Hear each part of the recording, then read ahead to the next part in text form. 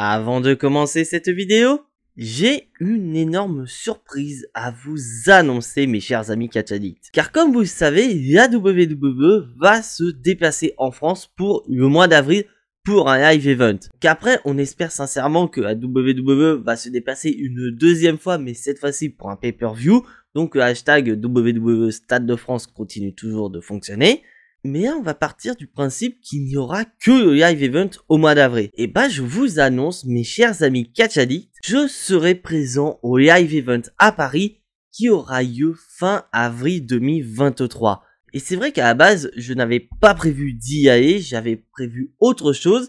Mais je remercie quand même mon employeur qui m'a récompensé dû à mes différentes heures supplémentaires et remplacements, ce qui justifie le retard de certaines vidéos sur la chaîne. Et pour ça, je m'en excuse, j'essaie vraiment de faire mon mieux pour rattraper ce retard. Et donc, pour me récompenser de ce travail, mon employeur a décidé de m'offrir 2 places pour assister au live event à Paris de la WWE. Une expérience que j'avais déjà fait par le passé, car ma première fois avait eu lieu en 2014 où la WWE s'était également déplacée à l'Accor Hotel Arena de Paris-Bercy. Et donc à cette époque, John Cena était en rivalité avec l'autorité.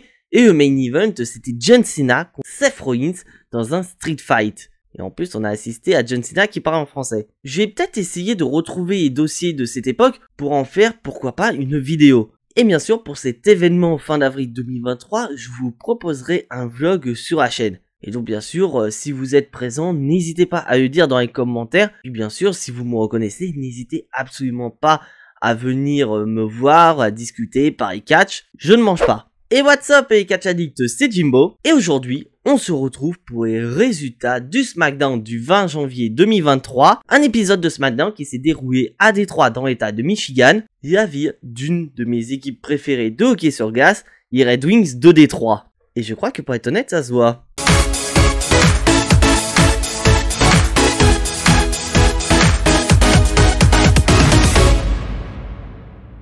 Et pour démarrer cet épisode de SmackDown, on se retrouve dans un parking avec plusieurs voitures qui vont arriver. Je vous rappelle qu'on est à SmackDown, donc on sait très bien qui sont dans ces voitures. Et sans surprise, nous avons Sami Zayn qui sort en premier, il est super content, voilà, on est à SmackDown.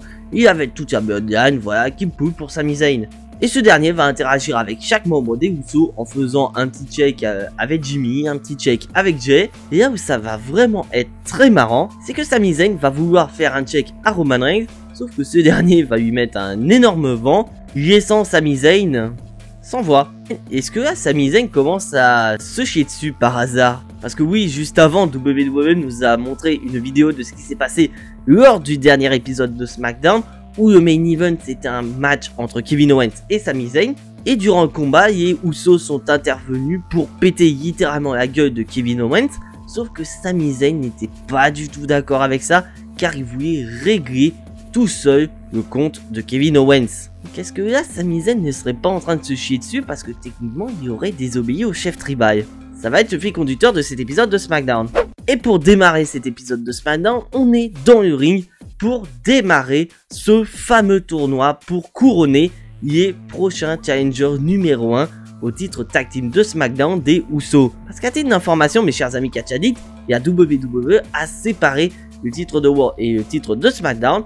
Et donc les Usos la semaine prochaine affronteront le Judgment Day lors du 30e anniversaire de Raw.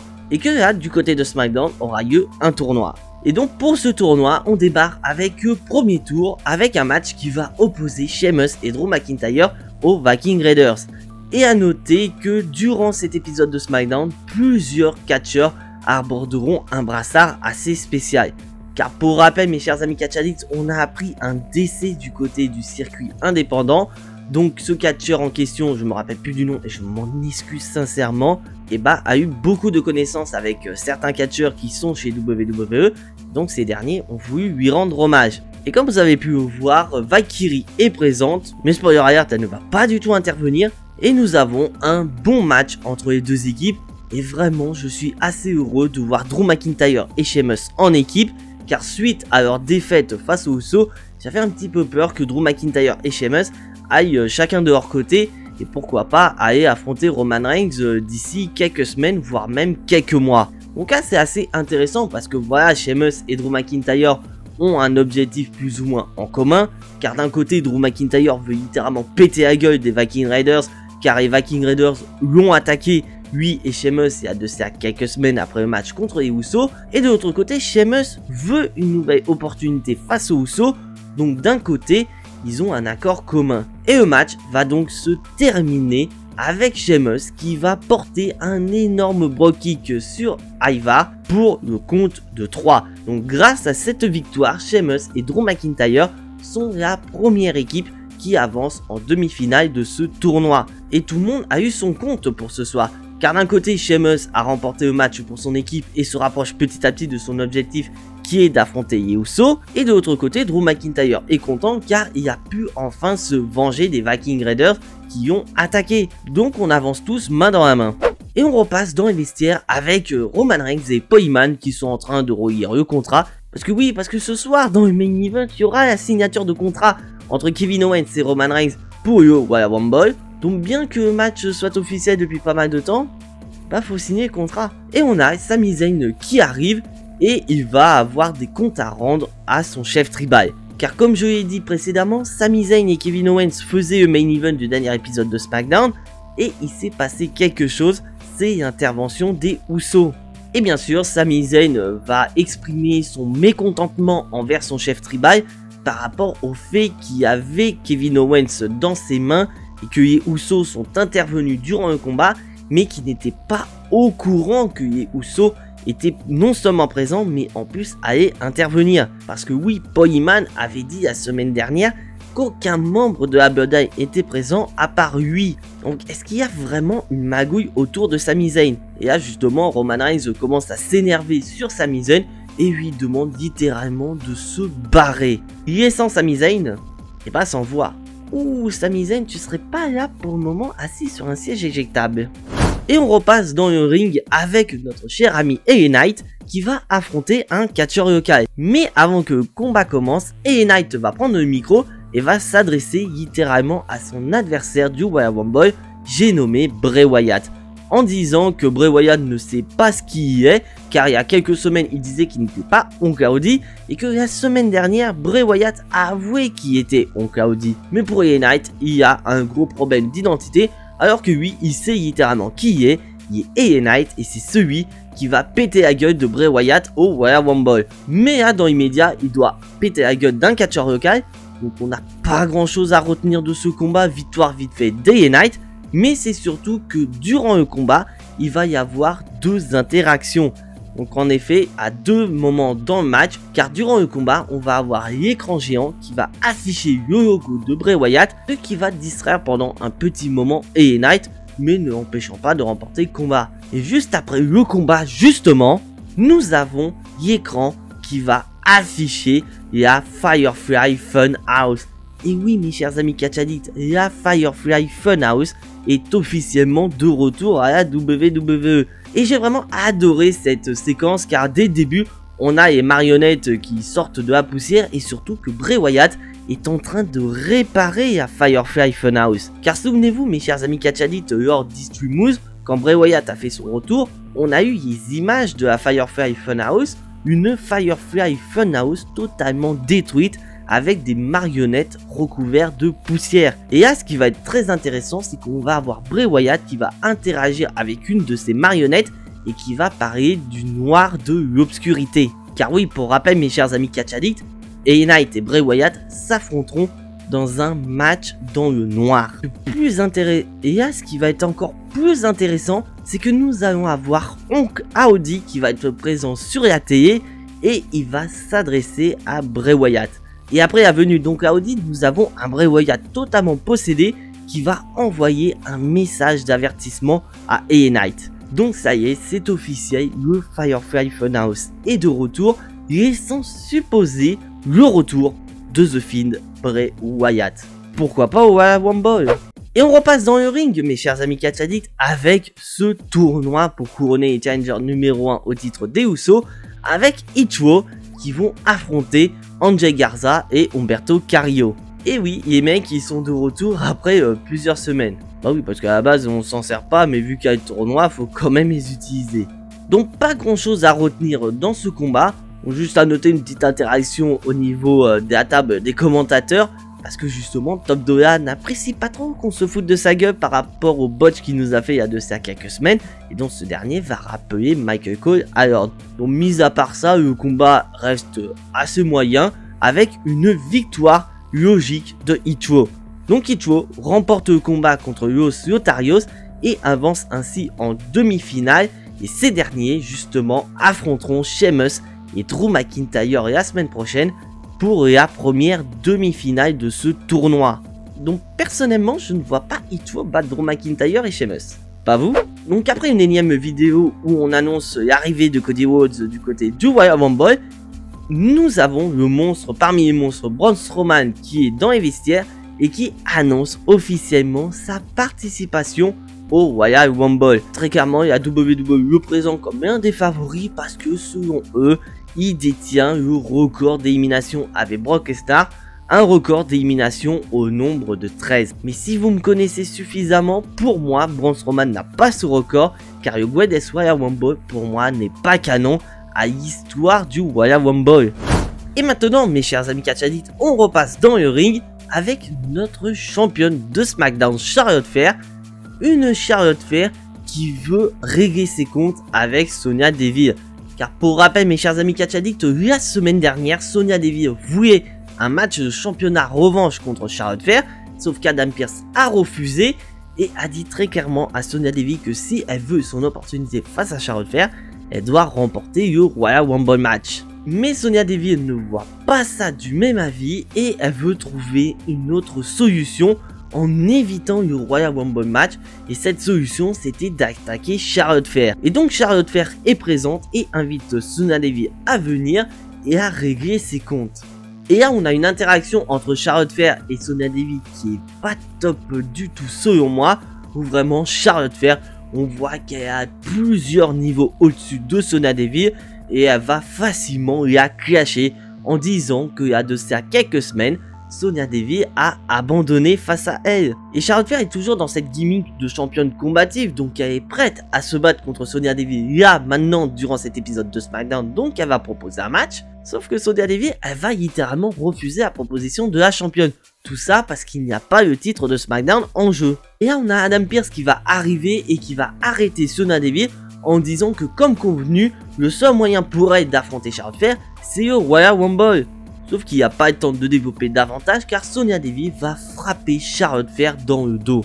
Il est sans supposer que la semaine prochaine, Charlotte Flair pourrait très bien donner un match de championnat à Sonya Deville.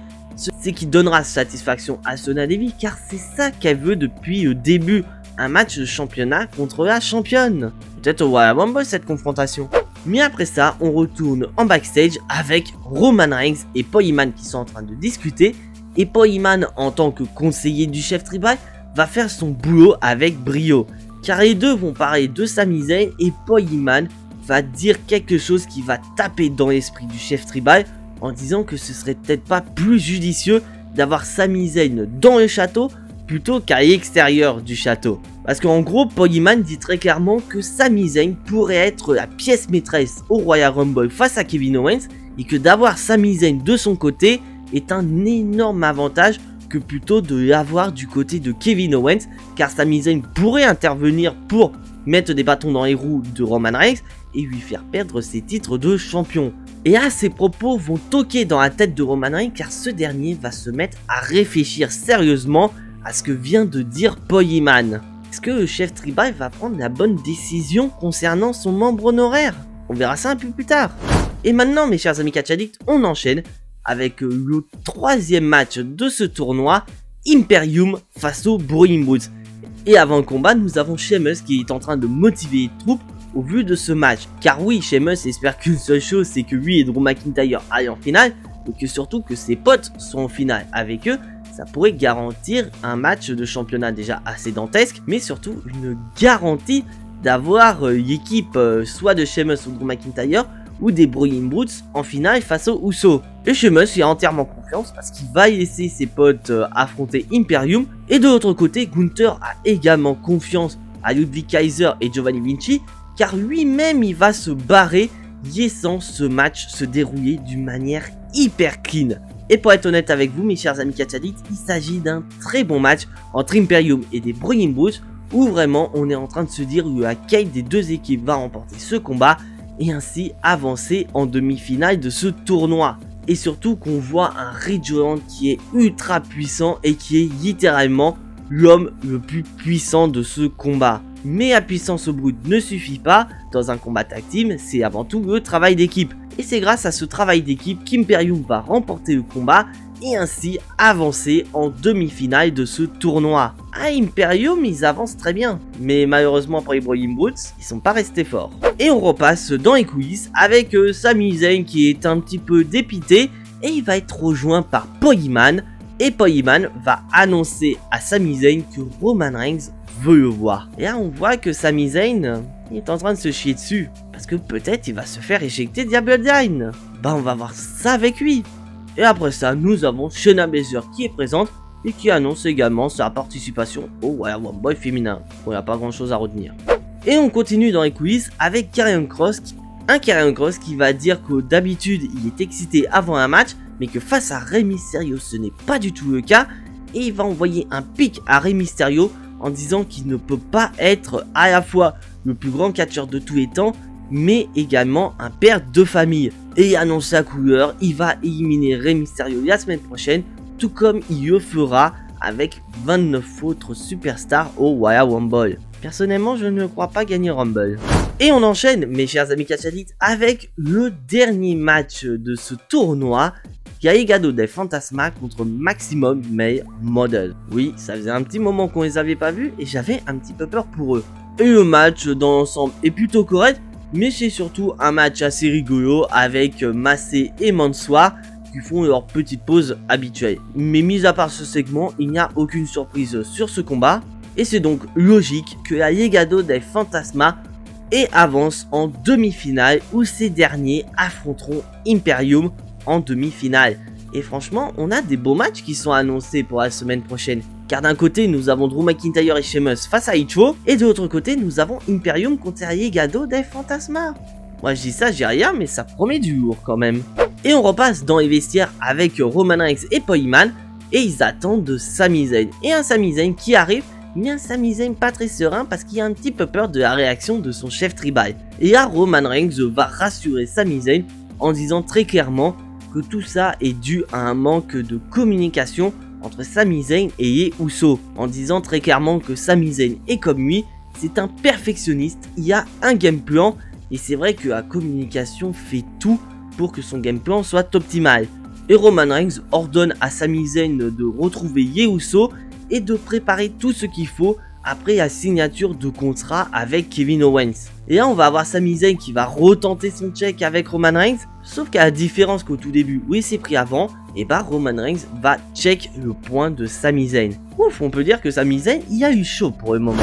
Et maintenant mes chers amis Catch Addicts, il est temps de passer au segment main event de cet épisode de SmackDown, la fameuse signature de contrat entre Kevin Owens et Roman Reigns. Signature de contrat que je ne trouve pas du tout logique vu que le match a déjà été annoncé depuis un moment. Et donc on a cette fameuse entrée très longue de Roman Reigns qui est seulement accompagné de Solo Sikoa. Pas des Usos, pas de Sami Zayn, il n'y a que Solo Sikoa. Et là Roman Reigns est assis et il attend que Kevin Owens arrive afin de signer son contrat. Mais Kevin Owens n'arrive pas et Roman Reigns est en train de se foutre de la gueule de Kevin Owens en pensant que ce dernier n'a pas ce qu'il faut pour venir le confronter. C'est mal connaître Kevin Owens, Roman. Car Kevin Owens va arriver par derrière, se débarrasser de Solo Sikoa et s'en prendre à Roman Reigns et lui porter un gros stunner dans la tronche. Et après ça, on a les Usos qui vont intervenir, mais Kevin Owens,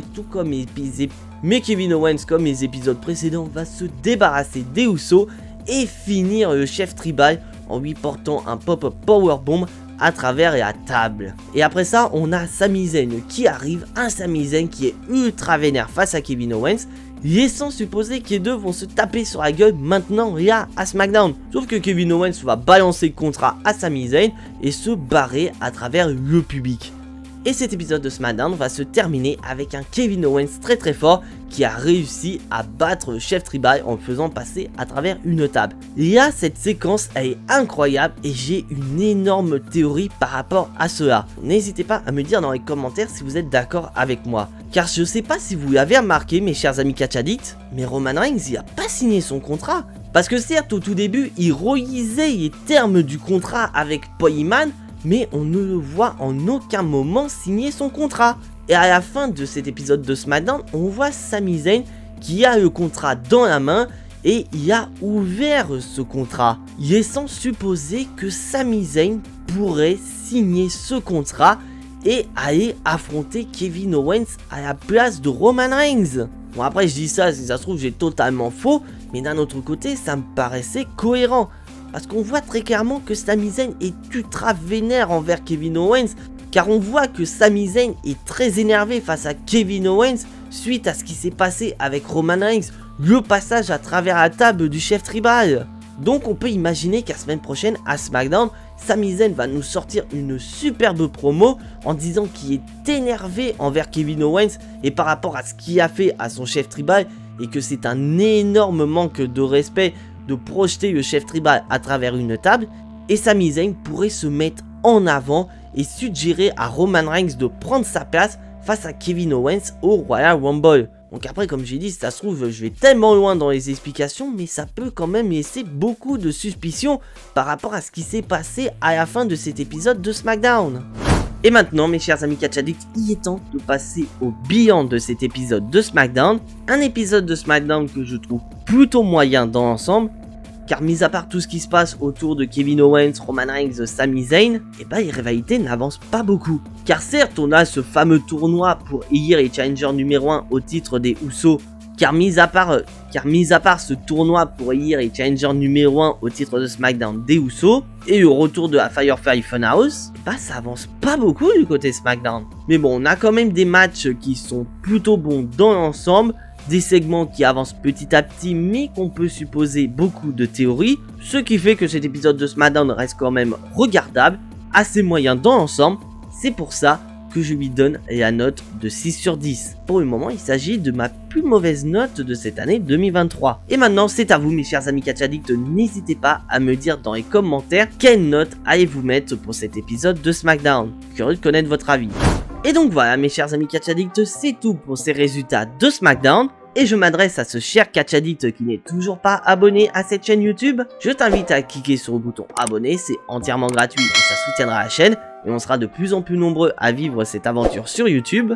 Je t'invite également à activer la petite cloche pour être notifié des prochaines vidéos. Car oui, la semaine prochaine, on arrive sur la semaine du Royal Rumble. Donc il va y avoir énormément de vidéos qui vont arriver sur la chaîne, notamment une très grosse surprise sur la chaîne. Donc activer la petite cloche te permettra d'être non seulement informé des prochaines vidéos, mais surtout d'être informé de la fameuse surprise. Et bien sûr, je t'invite à lâcher ton plus gros pouce bleu qui fait également plaisir à la chaîne et qui m'aide pour le recensement sur YouTube. Et en parlant de vidéos, mes chers amis catch addicts, on se retrouve prochainement pour une toute nouvelle vidéo. Mais en attendant, soyez tous très fiers d'être des catch addicts. C'était Jimbo et à la prochaine.